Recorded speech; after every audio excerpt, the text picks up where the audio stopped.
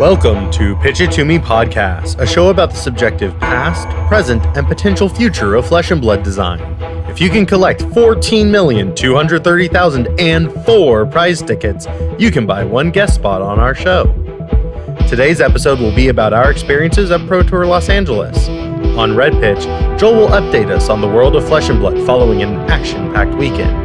On Yellow Pitch, Clark has some spicy updates on the state of LSS design. And on Blue Pitch, Fuzzy walks us through his experiences playing some of the more fringe formats and site events. You can find us across all socials such as TikTok and Instagram at Pitch It To Me Podcast.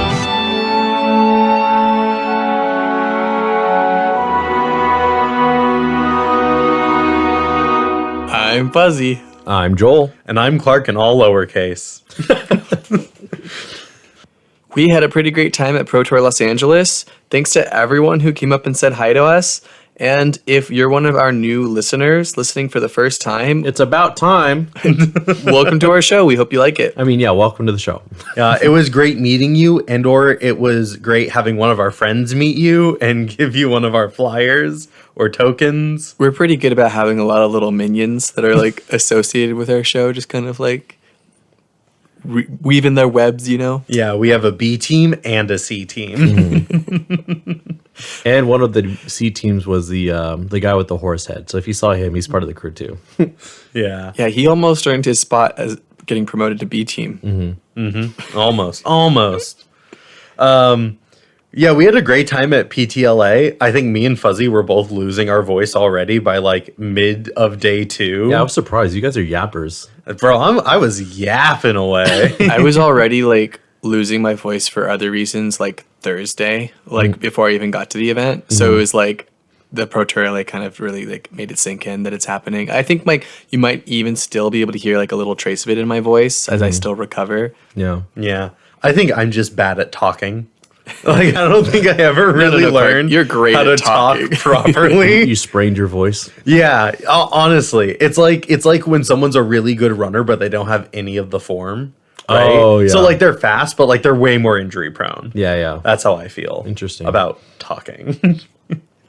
Before we get on with the main topic of our show, we have a custom card design contest that we launched in March. And there's still a little bit of time left for you to submit your designs and potentially win a box of heavy hitters. And a $40 gift card from Metal Fab Tokens. And a t-shirt. Yes.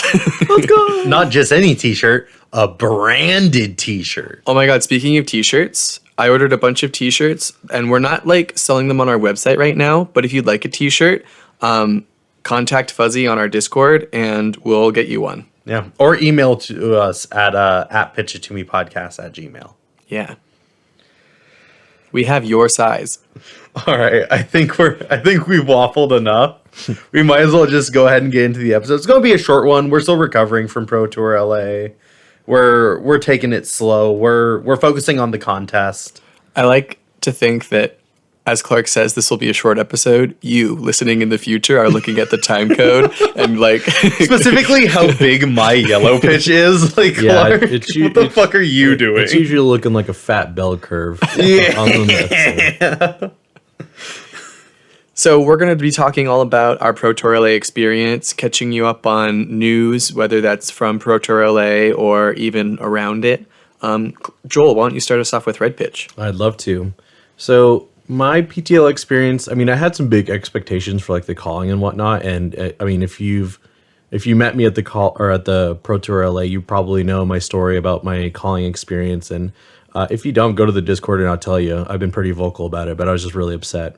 And I was basically trying to salvage my event pretty much the rest of the time. But I had some fun during the side events on Friday. Got my cold foil gold token. And got a bunch of other cool promos that I've been wanting. So Did you say gold foil again?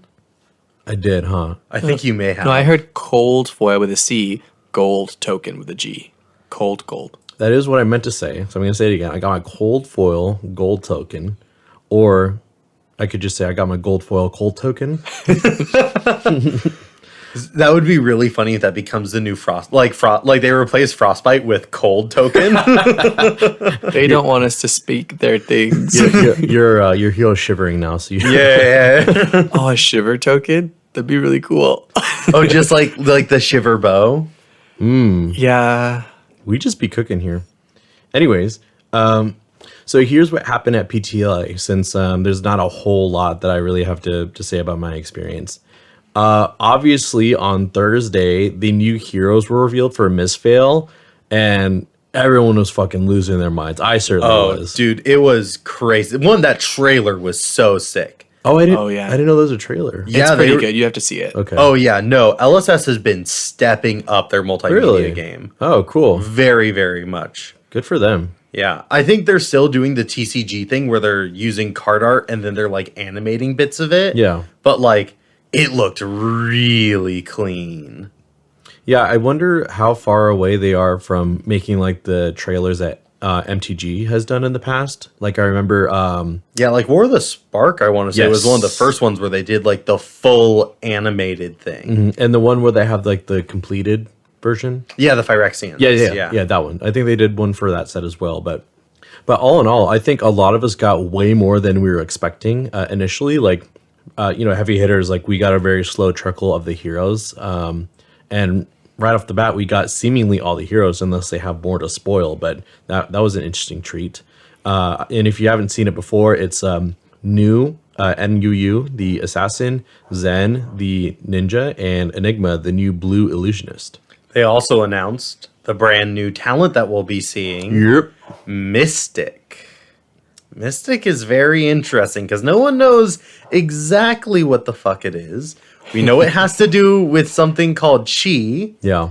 and we know that it also has something to do with blue pitch, or at least 3 resources.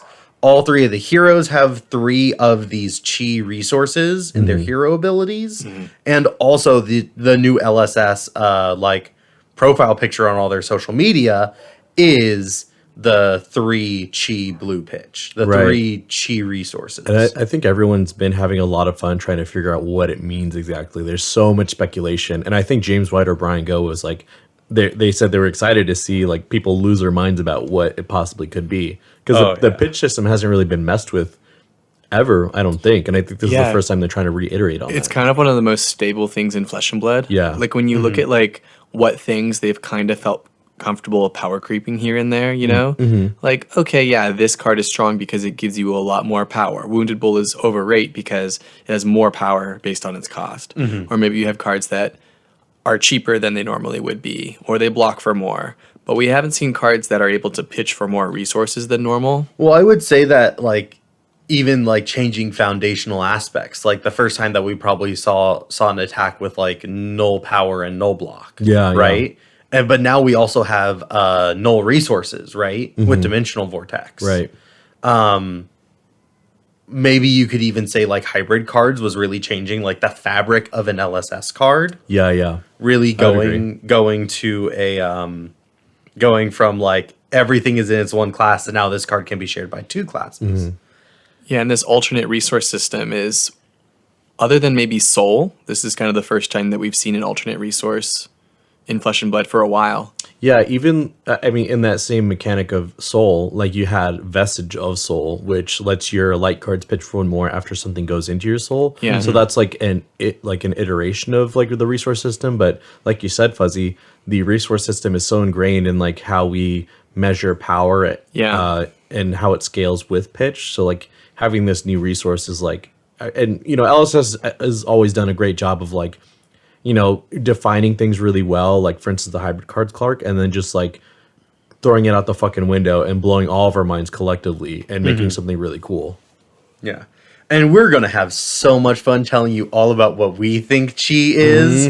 Oh yeah, next episode's going to be our pitch and prediction episode. Yes, sir. Yeah, we're saving it. Got to give you something to look forward to.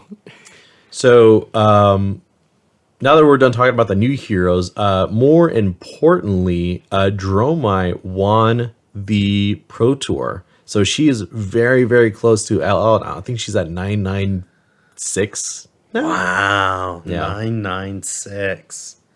They also made the change that with the new ProQuest season, you get 3 points for winning a ProQuest instead of 4, which means that Dromai needs to win 2 ProQuests, whereas like the talk at Pro Tour was like, oh, okay, she just needs to win 1 more ProQuest now, but it's actually 2. Yeah. I still think it'll probably be the first weekend of ProQuest season that she rotates out. For sure. So if you're planning on playing Dromai this ProQuest season, you can, but just probably just for the first weekend. Yeah. This is also very interesting because I think this was probably the most exciting finals ever. For sure. Not only because of like everyone really wanted to see like who was going to win. Was it this new up and coming like Hatchet Dory list? This like warrior all of a sudden coming to the forefront and doing incredible? Or was it going to be the tried and true Dromai really pushing her to the point of like, she will LL and be gone from here? Yeah, because I feel like Dromai has been kind of an underdog in a weird sense. Like people kept expecting... This meta, yeah. Well, not even that, but the Lexi meta too. Like everyone was like really afraid of Lexi. And like you've mentioned plenty of times before, Clark, Dromai got very close to the same amount of points that Lexi got because she was still that strong of a deck. And these people, you know, the people who play Dromai, like... really put in the fucking reps. So even though it's not like very popular at the local scene, like it's still very much, you know, the best deck in format in like the top, you know, 10% of players. And then seeing it again at Pro Tour, I was like, okay, that makes sense. Like she never went away. It was just like KO was the talk of the town and like people trying to figure out their decks, trying to deal with KO. And like no one really paid attention to Dromai anymore. Yeah. Like she's still good. This was also just like one of the most exciting ends to any professional game of Flesh and Blood ever. Oh, yeah. Like, I don't want... It's odd. We are a design podcast. And when we started, we didn't want to become like the talking about the competitive scene, talking about the news kind of podcast. But like, go watch that game. Dude, go watch that game. That in its game was entirety. insane. And in fact, to you two, I'm going to send a video that I saw in another Discord of Mitch Leslie or Uber who did the casting. shout. Bro, I was like damn near in tears watching like the highlights of that game. It was like insane. He is such a resource for this community. Yes. Having him cast for us. Yeah. I mean, he is just so skilled at what he does. He really elevates the game. Yeah. And that's not putting any of the other casters down because they will do it 10 times better than like any random schmuck. For sure. But Mitch really is like, that is his job. Yeah. And you can tell he's been doing it for a decade. He's so passionate, so skilled. Like he's just, I mean, if I could have him cast all my games, that'd be fucking dope. Yeah. He makes blocking for 3 and returning 6 the coolest fucking thing really in the does. world. He really does. He makes everything out of nothing. That's what I really appreciate about Mitch. Yeah. So go watch that game because All right, it I really will. is a special game.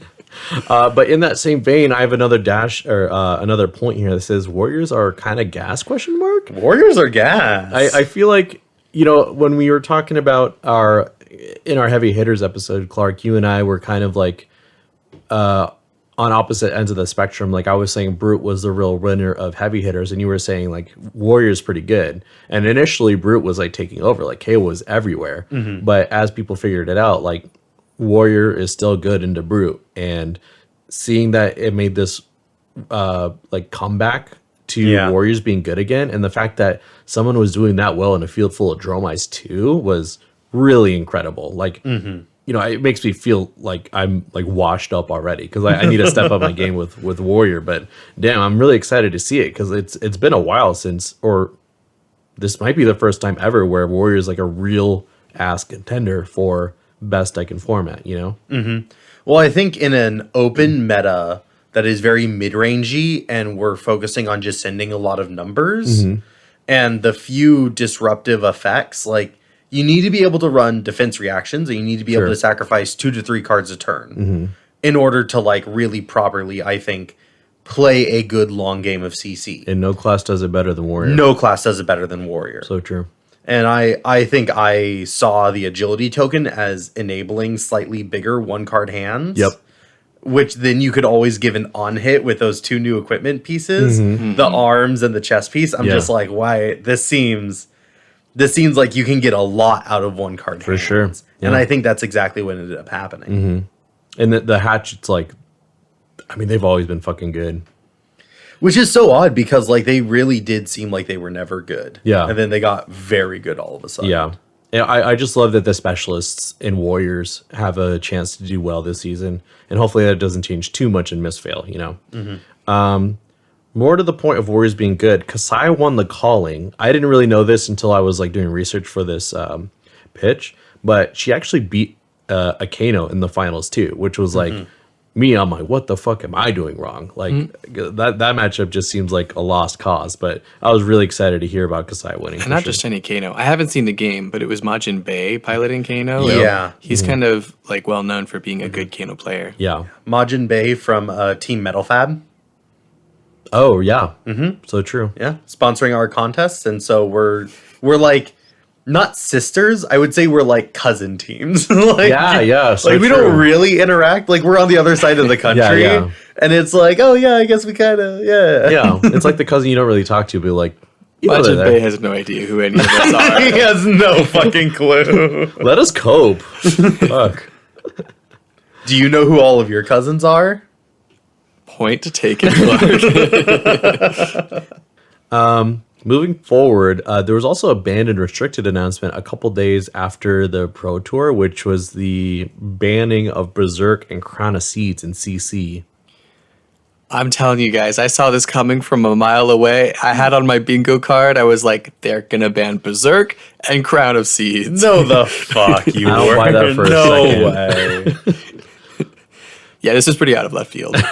Like, and I was reading the the announcement, and because Berserk seemed really off for me, like it wasn't being used in any KO list really to a great effect. Like Ryan still liked it as a combo list, but even then you had to be like 20 life and you have to like draw the combo. You know what I mean? Yeah.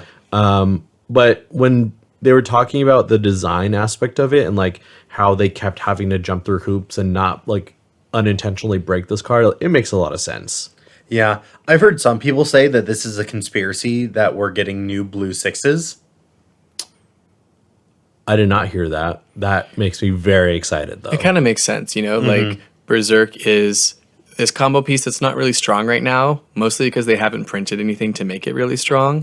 And if they want to print new brute cards in the future, they're worried about it being super strong. That was basically their explanation in the announcement. So, I mean, more blue sixes would be one thing that probably makes Berserk combo really strong. I'm sure there's a lot of combos that do that, but especially Berserk. It's interesting they banned it in both Blitz and CC, so they're worried about the combo taking over everywhere. Berserk was already insane. Blitz Berserk, that was the KO list I was going to make. And like being able to kill someone on turn one with Bryan with Berserk is like, that shouldn't be a thing. Yeah, which it pretty much was. Yeah, I mean, even without Berserk, it's still possible, but like Berserk just enables so much like dumb stuff in there. So I have a question for you guys. What's your question? But before I ask it, did you guys have anything you wanted to say about Crown of Seeds? They decided to leave it legal in Blitz for now, but they did warn us they are going to ban Crown of Seeds in the future. They gave us a warning. I don't really, I mean, I don't know what they're cooking up at LSS, but I really liked Crown of Seeds. I think it's such a strong like advantage card, and I think that would be easier to build or design things around than Berserk would be. So I think that is a little too hasty, but again, I'm not a game designer, certainly not at LSS. So I'm excited to see like how soon we get the new Earth Hero and whatever element it's in tandem with, to see like why this was banned. Because I don't think it was like that bad. With Oldhim, it was a different story because it's Crown of Seeds, pay one into Rampart or the Rand's Head, and then you could pay one into another, like whatever, or even if you didn't, like it was just a lot of value there. So It could be that they plan to reprint an Oldhim in the future. Any Guardian that's both Earth and Ice, you know, in the same way they reprinted a Prism Hero that's a light illusionist. Well, we 100% know that they're going to do that. LSS hasn't made that promise, and I don't see any reason why they would suddenly renege on it. Like, they will be printing an Earth Ice Elemental Guardian.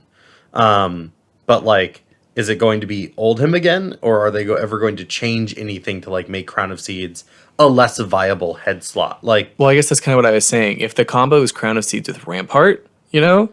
that doesn't go away. Right. You can't make a hero power unless that hero power is like, play these cards or die. Like, So I could see why they wanted to like free themselves from that design space. Although there are lots of cards in the game that they could have made that decision with, you know, lots of really strong things that are considered core. I'd kind of put like Carrion Husk in a similar level. Like, Whoa. and I'm not saying that they should whoa. get rid of Carrion Husk. That's not what I'm saying. I didn't really think they should get rid of Crown of Seeds either. But also, like, we don't know what they're cooking up for the future. Well, this is something, I'm sorry to like talk a little bit ahead of schedule, but like in the design space, they did talk about how they don't want fatigue to be the plan. They want it to be an option. And like, I feel like with Crown of Seeds, it was the plan.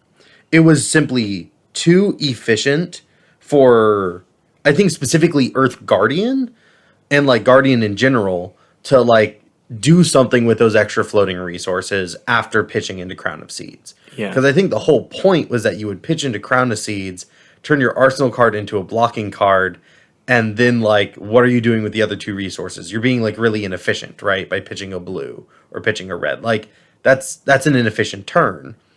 But with Guardian, you have Staunch Response, or you have the Oldhim Defense Reaction. Yeah. Or you have like Ironhide, or Oasis Respite, or Rampart. Like anything else to make those resources provide extra block value, and it was just too efficient. Yeah. It was like pitch 3, prevent 3, and that's not healthy for the game. Yeah. On equipment, at least. That is an interesting thought experiment, though, to think of how many older cards, you know, because since Bryan Go has been made part of the team, I feel like the game is just heading in a really, really strong direction design-wise, and it's been a lot of fun to play. So I'm wondering, like, if there is something on their, like, project pipeline to ban more of these, like, objectively really strong cards that don't necessarily fit where they want to take Flesh and Blood, and maybe more of these preemptive bans become, like, a regular thing, which... I mean, it sounds scary to think of like what other legendaries they might ban that is like integral to like design spaces, but if it makes the game more balanced, then I don't know, maybe it's a good thing. Yeah. So I'm pretty much done with this pitch. I enjoyed the conversation we had thus far, but I also wanted to mention that I met Justin Koo, who won the Battle Hardened, and I think also a Calling in the Philippines. I met him and his team. They were really fucking cool. I met him in a Blitz Armory, and then again in the Team Blitz event. Oh, those guys. Okay. Yeah, those guys were sick. Yeah, they were awesome. I had a really fun time. It was their first time in California, so yeah, I just wanted to shout them out. I think they're really cool people. But yeah, that was like my first time meeting like a pro player, and I thought it was going to go way different than it did, but they're fucking awesome. Yeah. So anyways, Clark, I'd love to hear what you have to say about the design stuff that you learned about. Yeah, so on Friday, LSS held a design Q&A. And it was a panel consisting of James White and Bryan Gottlieb. And I loved that conversation. I loved that they were able to do the panel. And it was so informative. It is so great that we are in a community where you can just walk up to the people who designed the game and ask them some questions. It is kind of crazy. And that they make such a point of making themselves open to the community to do that. And that they give that trust to the community. Because here's the thing. They don't have to. Yeah. Like, it could all be PR statements, banned and restricted announcements, articles on the website. It could all be recorded videos. They do not have to stand there in person and field questions. So true. And, you know, I was also able to come see a little bit of the panel. And one thing that stuck out to me is how it didn't quite feel like an interview as much as an interrogation from the players. Like, well, there was, you came in at a rough time because no, every question. I felt like there was this vibe that like a lot of the questions that I saw were answered in a tone that was justifying their own actions, you know? Like every question about Illusionist, questions about like anytime a class got brought up that happened. Like I think it's very common in our community in Flesh and Blood for us to be questioning LSS like, hey, like tell us more about why you made this decision because it seems a little sketch to me. And often they have good answers. And I have a lot of trust in LSS. I think lots of the players have a lot of trust in LSS too. But that part of that trust is earned by them being vocal about the decisions that they're making. And I want to applaud James White and Bryan Go and the LSS team for having that open communication, because I think it goes a long way towards establishing that trust with the community. For sure. And I think I'll echo that too, because I kind of noticed that in one particular question that I was like surprised to hear. Like it was like, somebody cursed in a church or whatever. But this guy was like asking a question about like Guardian. Yeah. You know what I'm talking about. That was definitely the mood killer. And like that's when you showed up, Joel, and I know that was a little after you showed up, Fuzzy, but like the first half of it was far more, I would say, back and forth. It was a lot more of a conversation. Then it kind of led into a little bit more of that interrogatory sort of tone. I don't know if it's like an interrogative, but I think a lot of people have a lot of pain points with the game. Like they, get attached to heroes in a way that no other game attaches to specific archetypes, at least to my knowledge. And so, especially Illusionist, like that is a very polarizing matchup. And myself, I've been very frustrated with the game sometimes with the state of Illusionist. But even I understand like Illusionist can fill a role because like other classes like Guardian are very overtuned. So like that dichotomy between those two classes makes sense to me. And to people who are not as invested in design as us, like I'm not saying we're experts by any means, but we truly love to study LSS and their design processes. And hearing people voice their pain points, I'm like, I just wish people would be a little bit more, forgiving and patient when trying to get these answers. Cause like it just sounds like you're coming off as like really aggro and like disrespectful. Yeah, I mean, especially on Twitter, which is one of the reasons why I think Bryan Gottlieb is as defensive as he is online. Like, I think it's because he gets the worst of it there. Yes. And that's where people feel the most comfortable behaving that way. Like you said, Joel, when that guy stepped up and he asked that question in that way, it really felt like someone cursing in church. Because it's like, yo, we're all in person here. Like, this isn't online. Right. You can't chirp like this. Yeah. But I think they handled it with aplomb. Yes. And I think they also answered his questions. Yeah. Again, returning to that, like, wow, big respect to Bryan Gottlieb and James White for taking that energy and doing some active listening. Yes. And, like, still responding to it in a fair way while saying that they disagreed.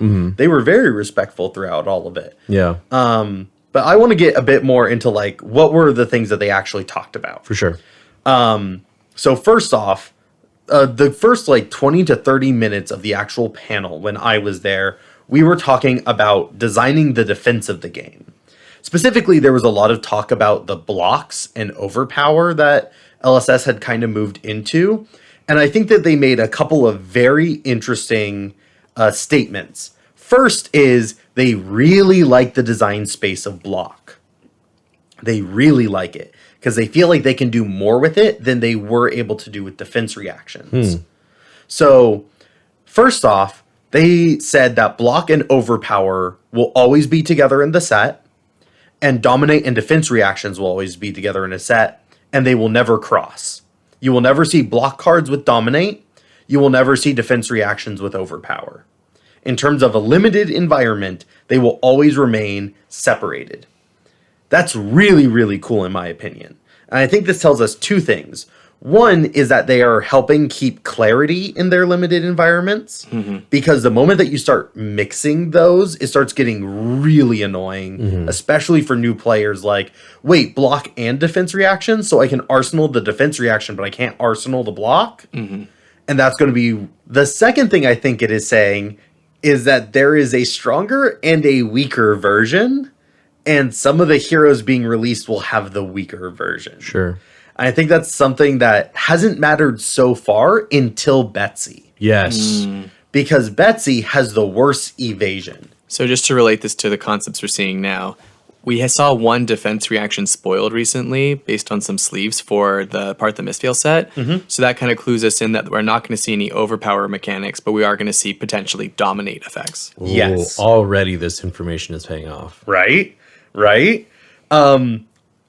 James White also said something so incredible. He said two things, actually. One, he said Sink Below and Fate Foreseen are overpowered, and he would not print them today. Wow. I mean, I would agree with that. Like, when you think of like Scar for Scar is strong, it's because it's a 0 for 4 that might not even cost you an action point, right? That's what Sync Below does. It gives you 4 points of value without costing an action point, and it does it at like this weird instant speed where like it can even get around some effects, and you can get additional value by doing it after you've declared blocks, after they've played an attack reaction. And that allows for such a different shift in mindset too, knowing that like all the defense reactions we've gotten since then have been lower because of how they feel about these particular cards. Exactly. They are, the way that James White put it is that if he printed a red dodge, if you don't know dodge, it is a blue 2-block defense reaction. So if it was to scale like every other card, at red it would be a 0 for 4 defense reaction, no other effect. That would be a premium card if it was printed today. And James White said, I probably wouldn't even print that today because they don't want to give too many 0 for 4 blocks. Moving on to the next thing that I think was very interesting that they talked about was that they like taking a long-term and multifaceted approach to balance for their heroes. So this started with actually our executive producer, Talon, asking about expansion slots. And if LSS was using expansion slots as a way of building power for a hero and maybe tempering their limited power right off the bat. And so LSS confirmed, yes, they see expansion slots as allowing them to leave heroes underpowered. I mean, yeah, we've talked about this on the show before. That was basically, it's not new news. That's what I was hoping was not the case. Exactly. It's confirmed now. But then they followed up with this, let them print heroes at adult when normally they would have only left them at young. Yeah, I remember this was kind of a cool point that they brought up. Like, if you imagine Olympia and CC right now, if they were designing heavy hitters without an expansion slot, they would have said, like, okay, Kasai is our warrior for CC. We might print Olympia for Blitz because we're okay with having more heroes that are less meta representative in Blitz. But knowing that they could have the opportunity to buff Olympia at a later time with expansion slot cards, they felt comfortable printing cards like Olympia and Betsy in CC. Now, I still think that there is an issue with designing cards and mechanics around limited formats that then leave those heroes feeling very underpowered. Until they brought up another thing. Someone had mentioned Vincent and whether Vincent was going to be getting any love anytime soon. And they said, well, one, breaking news. Vincent is getting an expansion slot card in Part of Mistveil. Oh. They confirmed that. So, hey, go to events. Sometimes you just get random exclusives. So yes, we know that Vincent is getting a card, whether that's like a Shadow card, a Runeblade card, who knows. But like Vincent is getting love in the expansion slot. There's Hopefully a card, something better than Slay. Yeah. There's a card intended for her. Maybe it's Yas. It's like a basketball hoop. But they also mentioned that they didn't feel that bad with where Vincent was as designers. Because Vincent's strength is not as a CC hero. It's as a Blitz hero. She's insane in Blitz. She's insane in Blitz. And so what they were saying is that they are okay with a hero feeling underpowered in one format if they are plenty strong in a different format. I think if you're asking, I have some kind of mixed feelings about it. Like, I feel like I've always held this belief that if the designers can make something with minimal effort that still feels like it adds to the game a little bit, even if it's just a half idea, I think I'm really okay with there being half ideas in the game, unfinished projects, if you will. That's why I love the merchants, because even though they like it's just one hero card and it's such a half-assed like addition to the game, like it's not a real class that actually has support. It's just one card that like you can play because you want to play like a multiplayer format. Like That's kind of how I feel about Melody. yeah, Melody does a little bit more, but even so, like the class is not designed to be playing Blitz. It's just like, oh, I guess you can, right? Like Melody and Blitz is a half-assed concept. And I don't really want there to be a lot of half-assed concepts in the game, but I see what you're saying where like there is a full competitive like option for you if you want something close to Olympia mechanically. You can follow these strong cards into their most realized form in as Kasai in this example. Yeah. So I want LSS to have the freedom to print things that are not complete ideas, but I also want to see these completed ideas at the same time. You know, I definitely have mixed feelings about it. Yeah. And I think ultimately that's where I land as well. I'm happy that they're feeling comfortable printing these heroes for CC, because then I don't think you end up in a Kasai situation where like you get all these fans, all these people who love the hero, and then they're like, when can I play him in CC? When can I play him in CC? Like, and just asking over and over and over again. Like, here, it's playable in CC. Well, it's not good in CC. Yeah, give us a minute. At least Olympia has like a really powerful specialization that does actually give him one little edge over Kasai, even if it's not enough to bring him to like a higher tier of competitive play. I think I had one other thing to say.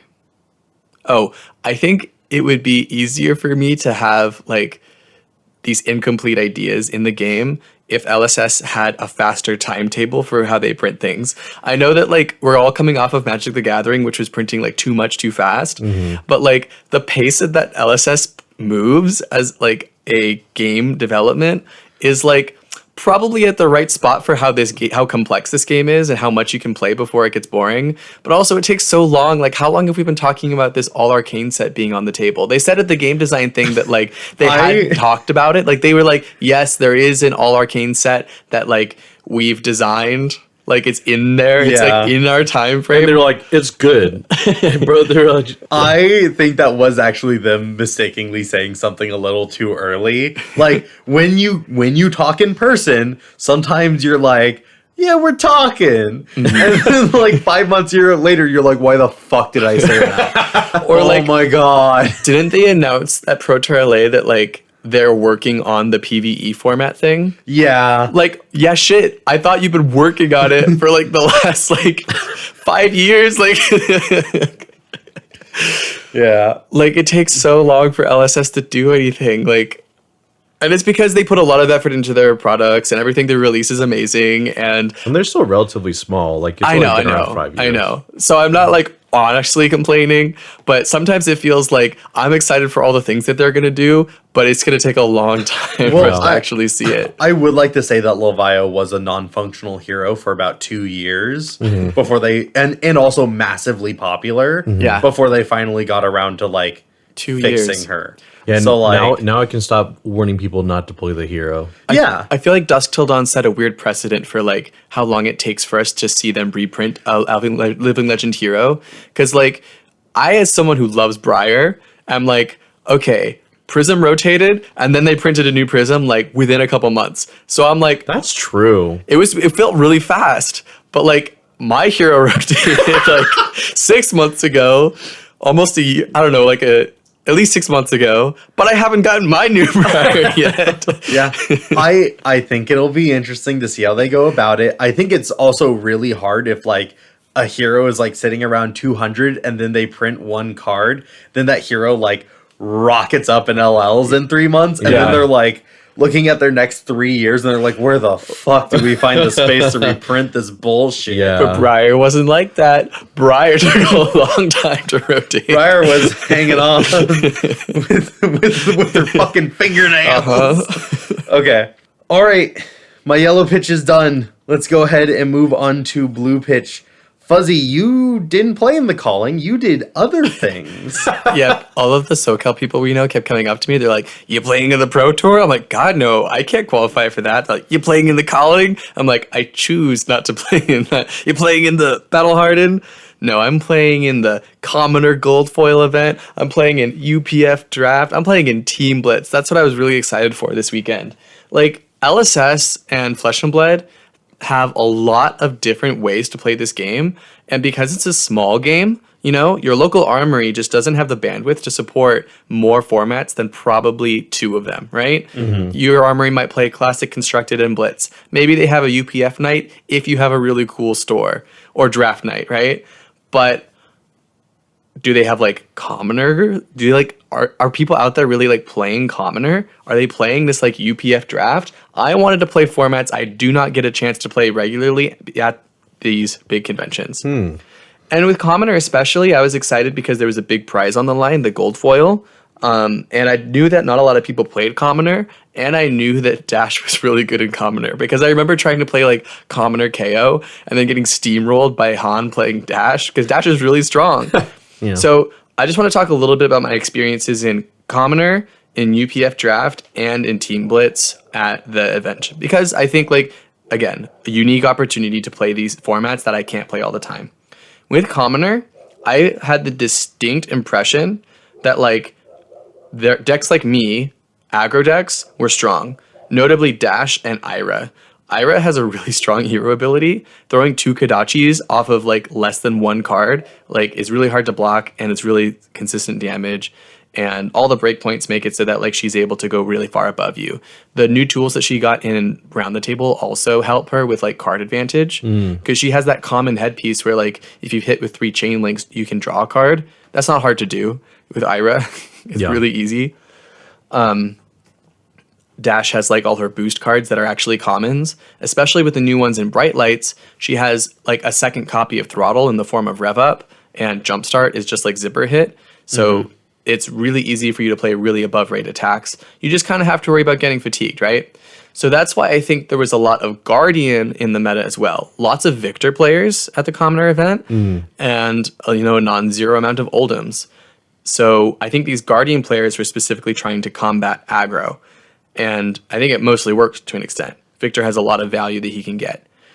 But in order to combat the Guardians, there was a third deck type that was also very popular, Decimator, Great Axe Warrior. Ooh. It didn't matter which warrior. I saw Dorinthias, Olympias, Kasai's, like, as long as they were wielding an axe, they were the same exact deck, basically. I really like Olympia because Olympia has the ability to run 2 sets of Iron Song response. Oh, because it take the upper hand? But you'd have to be wagering. Oh, no, that's a rare, isn't it? Yeah, I think that is take rare. the upper Never hand mind. is a rare. Fuck me. But these axes are really good at getting through the Guardians because Guardians are just trying to block. You can't block your axe. You just can't do it. You can't give 2 cards every time they pitch 1 blue. Like, it's absurd. So It's absurd. But I, as an aggro player, was really happy to pair up against these axe warriors because I can just run over them. I can steamroll them. So I noticed this really cool meta triangle arising that I wasn't really expecting going into it. The Commoner has this Axe Warrior, Aggro, and Guardian meta, but also Icelander is still really good, and I knew Icelander was good going in. It just doesn't fit into my triangle metaphor. It's just like pretty solid overall. Here's these 3, and also there's the one that won. No, it's a cake pop because you do the triangle and then you do Icelander at the very it's a line. Yeah, it's a cake pop. Yeah. With icing. Yeah. Icelander icing. You have triangle ice pop? Triangle No, cake man, pops? I'm just riffing. Let the man riff. You get to rip all the time. I don't want your shit from you, Clark. Let me fuck your metaphor up. Icelander did end up winning the event. And I made it to top 8 in this event. I was really proud of myself. There was I think 60 plus players. We had 6 rounds of Swiss, and I was 5-1 in Swiss. But I missed lethal in my top 8 game because I'm not used to playing against Oldham and his Ice React, and I fucked it up. And also, I was pretty exhausted from the weekend overall, so I kind of want to cite that too. But this is one of the only formats where I can play against Oldham because he's already LL'd out of Constructed and Blitz. And I definitely fell victim to the... I mishold him. You can play Commoner then. I'm playing Commoner. Fuck yeah, dude. I was so bummed that I couldn't play. I should have just fucking done that instead of the calling. The next event I wanted to talk about was the UPF draft event. I think there were a couple of these going throughout the weekend. The one that I played in was the EPOT one. Yeah, me as well. And I think, Joel, you also played the UPF draft event? Unfortunately, yes. So, Yeah. I don't know about you two, but I got the impression of 2 distinct feelings. One, that this event was not managed well, but 2, that it would have been impossible to manage correctly, That just the fact that it was the big event with this participation promo, the EPOT, that it would have been really hard to expect a lot of people to actually play in the UPF draft because we already saw throughout the weekend lots of people signing up for these EPOT events, playing 1 round, the minimum that you need in order to get the EPOT, and then dropping. But with Ultimate Pit Fight Draft, it's kind of important that you play 2 matches of a 4-man free-for-all in the same draft pod, it's a little bit weird, like, that you're pairing up against other people from different draft pods to play a 4-man group. But also, Ultimate Pit Fight, like, really needs 4 people in a pod to play really well. Like, you can't do, like, a 3-man pod. It doesn't have the same ring to it. Well, interestingly, I played in a 3-man pod, and it went pretty great. Okay. There was a slight issue of we were all really nice with each other. Like, we were all just getting along great. And so it was like, oh man, we all have equal life totals, and everyone kind of has equal cards in hand. I'm gonna roll a dice to see who I attack. I don't want to. That's exactly I don't want what I to be did. mean. Because, like, I'm used to being an asshole in Magic. I have not done that in Flesh and Blood. I love people too much in Flesh and Blood to do that. So I didn't have time to, like, grow back into my asshole ways. You know what I mean? But one thing I will say about the EPOD event, or the UPF draft event, is, like, Flesh and Blood doesn't even have, like, the software infrastructure to support it. Like, to report a win, 2 people had to report a draw, and then the person who won had to report a loss, and the other, like, who you actually paired against would have to report... Or the person who won would report a win. Yeah, a win. And the person sitting across from them would have to report a Right, loss. exactly. So right off the bat, not a great idea unless you have, like, the software involved. But also... But, like, before you move on, it was whack when, like, people would leave, right? Well, that's what I'm getting at. Yeah. So the way that they did it is you didn't even have to play a round yet. You could get the EPOT after the draft before the first round, and you drop. And so without hyperbole, I think more than half of the people in the event dropped. So, like, that made it so fucking difficult. Because, like, I remember in my draft, well, number one, my draft was terrible. There were, like, 5 warriors and 1 Betsy that got bet big. And then when we paired, it was myself, that 1 Guardian player, and then this fucking juiced Rhinar in our pod too. I'm like, why the fuck am I playing against this guy who, like, didn't have to, like, draft with us? Like, it just gets to steamroll us. Yeah, it it's was crazy, just right? Fucking wild. Like, just the amount of people dropping, and it was so many people dropping, and the judges having to, like, MacGyver the UPF pods through all these drops. Like, they did a round where they went around and asked everyone, hey, here's your EPOT. Are you staying for the actual UPF game? And a lot of people were like, yeah. But, like, there was one guy in my pod who was like, yeah, I'm staying. And then after, like, it took a while for them to pair things, he's like, actually, I am going to drop. So they were probably having to wait for, like, just as they were getting things ready, they would have to, like, keep repairing things. It took a really long ass time for us to actually get our pods together and play, to the point where I feel like everyone was confused if it was still happening. Even as we were sitting down to play, we were like, I don't know if this is still an event. That's how I felt about round 2, because round 2, I was like, I need to sit here and wait, and there's a person I need to play against. But, like, some people are just going ahead and playing, but they haven't technically paired us. So, like, if they pair us and I'm not playing against this guy, I don't want to have to, like, stop in the middle of a game that I'm winning and, like, walk somewhere else and then go fight for my extra prize tickets. But going back to the gem thing, Joel, like, in our game, we had a player who was the first out, right? And so he like walked away from the table. Oh, yeah. And then the judge came over and he was like, okay, so here's how you report. And we're like, okay, so the guy that walked away has to report a specific way, but he's not even here yet, because the judges had to go around and just, like, communicate so much. It was a clusterfuck. Yeah. It really was a clusterfuck. So here's kind of like my takeaway. This UPF draft format would be really fun to play at my own house. Yes. Where I can invite, like, 7 friends and like, you know, commit to an evening where I'm not worried about people having to leave halfway through. And I think it would be fun to try again. I don't think I've been able to get that real UPF draft experience, and I don't think I'm ever going to be able to do it at a convention like this. Yeah. Whereas the Commoner event was actually really dope, I don't think I can get the experience I got at Commoner anywhere other than at the convention, where there was a critical mass of players that could come together and be interested in this Fringe format and create a really cool tournament out of it. Yeah. Can I also just take a moment to talk about how great my UPF draft experience was? Sure. So I finally got a Rhinar angle, and guys, Rhinar is fucking good. Holy shit. I did win both my 3-man pod and the 1v1 afterwards. I won the 1v1 by quad intimidating and then throwing 11. That's pretty Nice. good. It was pretty sick. That's the dreams. I had a cracked deck. I had the Rhinar headpiece. I had 17 natural 6s. God damn. I had 3 yellow agile windups, a red agile windup. Like, my deck was fucking cracked out of its mind. And then on pack 3, I pulled my first ever Marvel. I got the Marvel KO. Oh yeah, I saw that picture. Yeah, That's dude. fucking I pulled crazy. Marvel Adult KO too. It was the adult KO too. Wild, bro. So I'm gonna be playing that. Tremendous. Tremendous. Like, honestly, it was a money sink. Going that weekend was a massive money sink. And then I pulled that card and I immediately was in the green. I'm happy for you, man. That's awesome. Or sorry, in the black. In the black is how they say it. Yes. So I was immediately in the black. I was very happy for you, Clark. Yeah.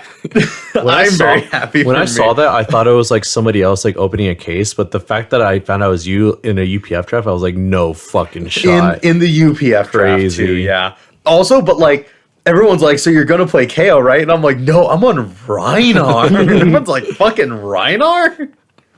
But hey, when you can quad intimidate, throw 11.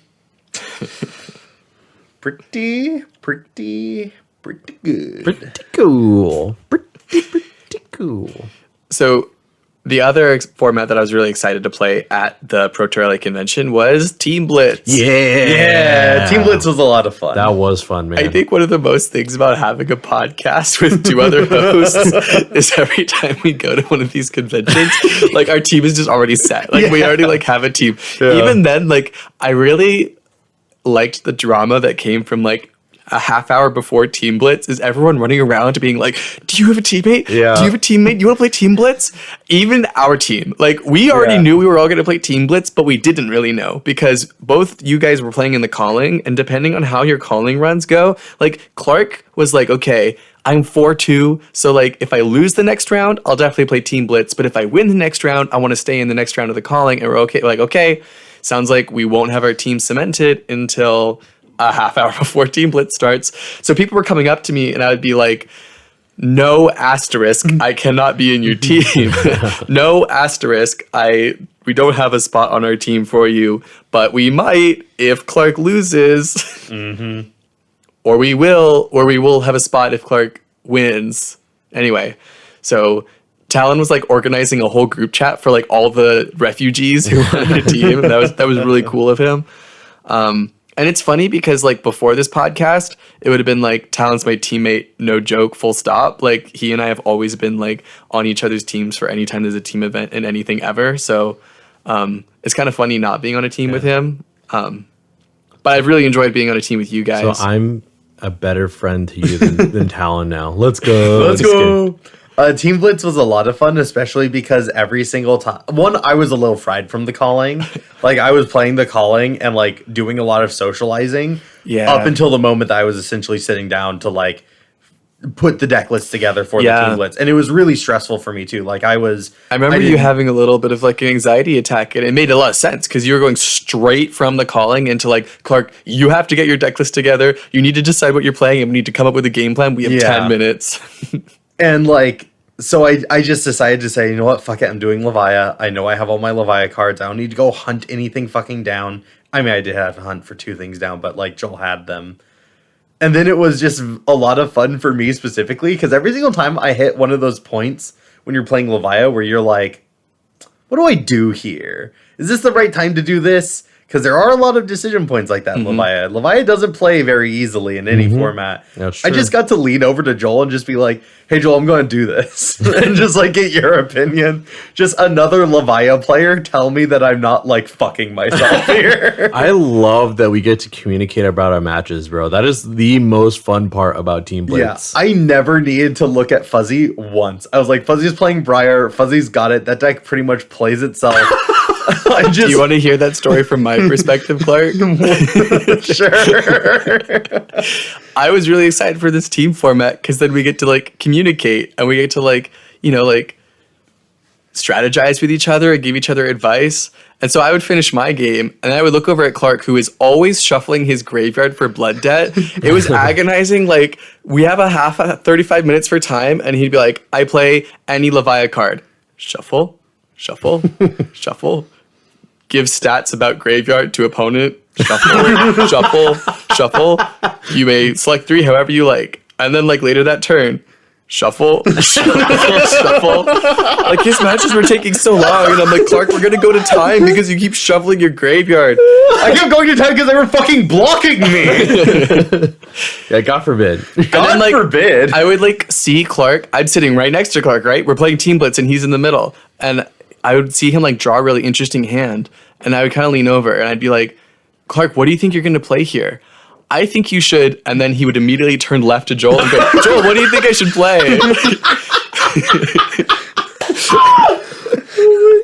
I didn't need Fuzzy's opinion. I needed Joel's opinion. And I was like, I'm losing my voice. He probably didn't hear me. Oh my God. Once or twice, you were like, you could really Artivore here. And I'm like, Fuzzy, you don't fucking know Leviathan. Oh my God, that's fucking Joel, bad. what have you got in the tank here? It was fun playing really high variance decks where whatever happened, we didn't necessarily have to win because there were two other teammates that could pick up the slack for us. That felt really nice. Was your game not having to matter because there were other places to pick up the slack? Though one moment was really funny. I finished my game and I was chatting with my opponent and Fuzzy goes, Clark, I won. Go ahead and tell Joel that like we got it. The game doesn't matter. And I leaned over to Joel and I'm like, it's fucking all on you, Oh buddy. my God, bro! I want to shit myself. I'm not winning this game. I'm like, it's all on you. And then Fuzzy was like, no, Clark, did you not hear me? I said that I won. And I'm like, God damn it. Well, I didn't actually hear Fuzzy. I was like, "Are you fucking kidding me?" I was like, "I'm not winning this game." And then Fuzzy was like, "No, we're good." Yeah. I also just want to mention in the Team Blitz, that was so much fun meeting so many different people. Yeah. And like The vibe is so friendly for these team events. so incredible. Not to mention like people from different countries. Yeah. Right? Like playing against Justin's team. Like all Yeah. the foreign country people have the advantage of they can speak other languages. Yeah. That was really, really funny actually. Yeah. It was a team we were playing against. They were speaking in I think French, right? Yeah. Was it? Wait, what? Yeah, There 'cause was they two were- different. they There was were also like a team from the French-Canadian. Philippines though. Oh, that's right. Yeah. Well, Yeah. Filipinos were speaking Tagalog, and I didn't know about the French Canadians though. That I was think they were interesting. speaking French when they did their little side talks. Yeah. Yeah, I love people. I love hearing people speak in their native tongues. That's awesome. No, but so it was in terms of like the calling, I think it may be hard to like always run into those people. But like Team Blitz, it was so cool. It's to always play such a against vibe. them. I love these Yeah. events. They need to do more of them. So that's another thing that I think like you can only really get at these big conventions, and I'd be excited to see more in the future. I wish we could run local team events. I think that'd be really killer. SoCal has enough of a player base that you can make it work. Oh, we're gonna do it. We're gonna host one for sure. Like run 8 teams, 3 rounds. That's 24 players. That's easy. Yep. Shall we move on to Arsenal Zone? Sure.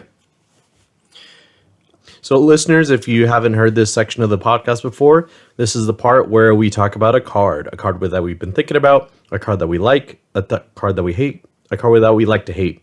Either way, we're going to be talking about cards, and I think we're going to start us off. And for my card, I'm going to be talking about pulping. So, pulping is a brute card that I've always hated. Like the random draw discard effects have always boned me, especially in Levia. I haven't played Chaos since. I don't know the feeling of having every fucking card in your deck as a hit. But ultimately, yeah, it's just. I mean, it's a necessary card too because it can give you dominate. It's a 2 for 6 at red. It doesn't block, obviously, which is like another reason why I hate it. Like having so many non-blocks in a deck, just feels bad in general. But the reason why I wanted to shout out pulping specifically is.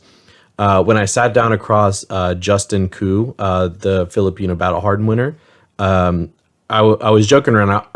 I was joking around with him at the start of the match. I'm like, if you beat me, you have to sign a card in my opening hand that kills me. And he was like, sure, I got you. So we ended up playing a match. I low roll like abysmally. He played really well too.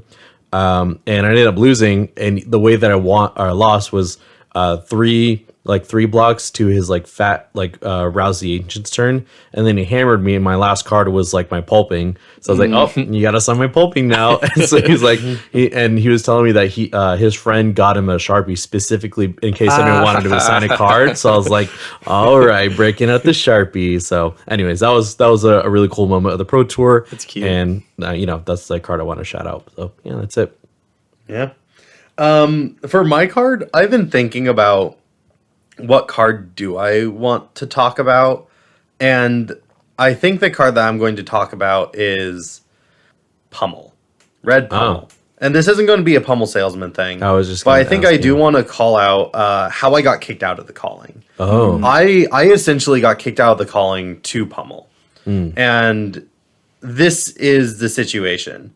I don't see a single Blood Rush Bellow, and my Bravo opponent saw all 3 red Pummels. Nice. And, sometimes games just kind of go that way. But both of us played exceptionally well. And I really want to shout out Mark. One, because he's a big podcast listener and he said he would start listening. So, Mark, if you're listening, I loved playing against you, dude. You had such an infectious energy and you were so positive and into the game. Like, I loved playing against you, man. You were a wonderful opponent and you were so gracious in victory when, like, a lot of players, I think, sometimes are, like, really passive about it.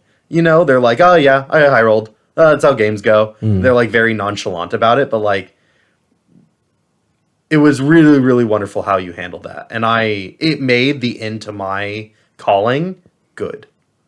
And that doesn't always happen, I also think I played around the pummels every single time very, very well. Like, I let one hit me, and I discarded the card and still had a good turn. I let one hit me, I discarded a Beast Within. Like, I was making sure that I was lining up how I was playing around them very well. The very last one, I full blocked it and then went to 14 and transformed off of it.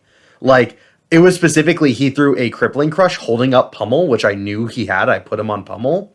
And I blocked so that the Pummel would put me exactly to 14 and transform. Wow. Nice. Or I full blocked it and I would transform anyway. And he was like, wow. He was like, you played around that really, really well. Like, every single Pummel. And he's like, it just didn't matter. And I'm like, no, it didn't. But you know what? Like, No, it didn't.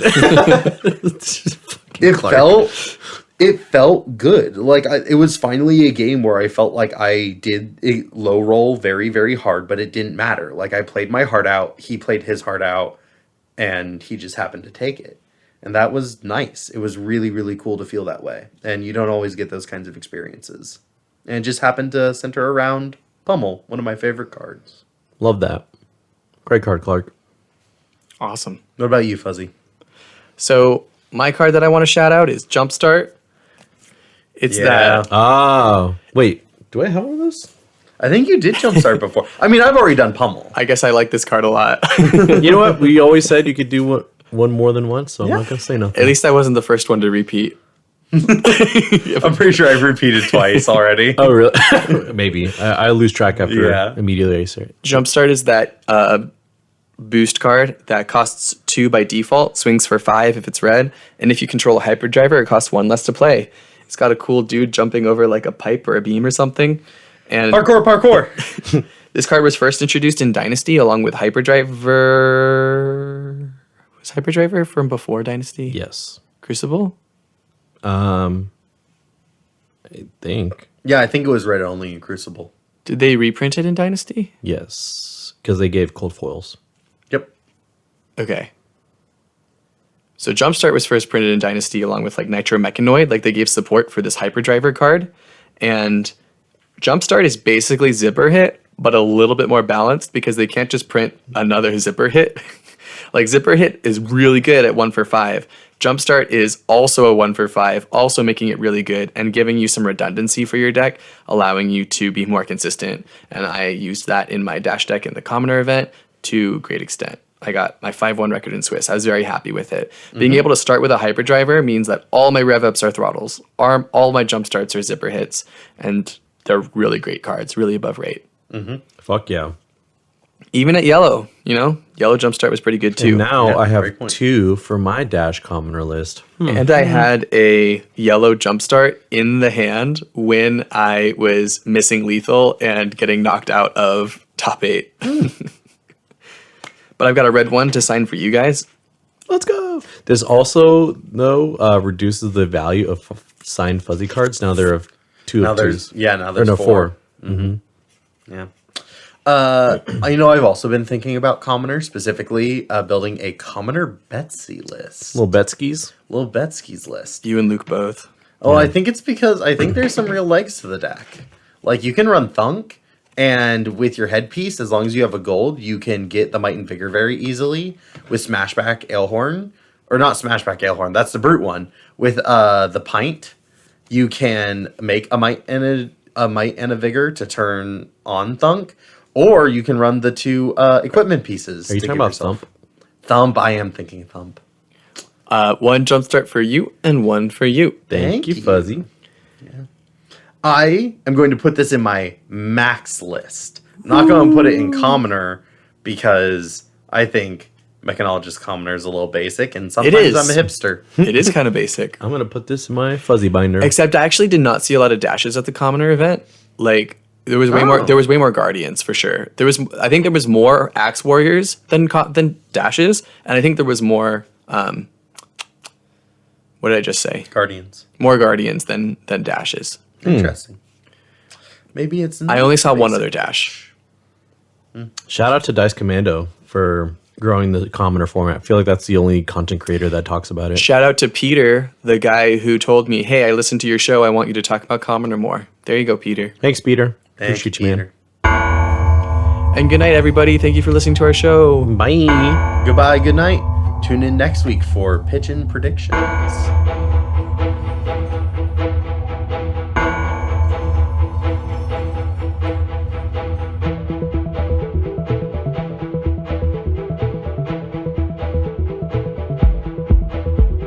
Pitch It To Me podcast is hosted by Fuzzy Delp, Clark Moore, and Joel Recinos. Executive producer, Talon Stradley. Music by Dillon Hulse. Logo by Han V. Sound mixing, Christopher Moore. And last but not least, you. Thank you for listening. Please give us a follow on your favorite social media platform at Pitch It To Me podcast.